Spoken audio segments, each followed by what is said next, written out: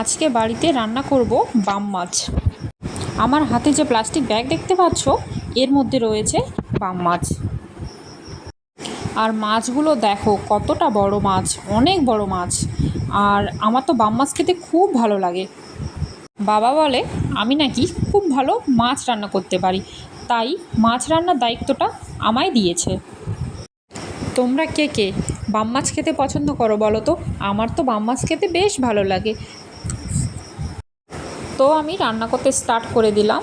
আমি তেল দিয়ে দিচ্ছি, গ্যাসটা জ্বালিয়ে দিয়েছি। আর এদিকে গরম তেলের মধ্যে পেঁয়াজ কুচি, আলু আর শুকনো লঙ্কার পেস্ট দিয়েছি। এখন লবণ হলুদ পরিমাণ মতো দিয়ে সুন্দর করে কষিয়ে নেব 5 মিনিট। তো আমার 5 মিনিট হয়ে গেছে। এখন আমি মাছগুলো দিয়ে দিলাম। তো মাছের কালারটা দেখো তো কেমন হয়েছে, কমেন্টে জানাও। তো আমার মাছ রান্না কমপ্লিট।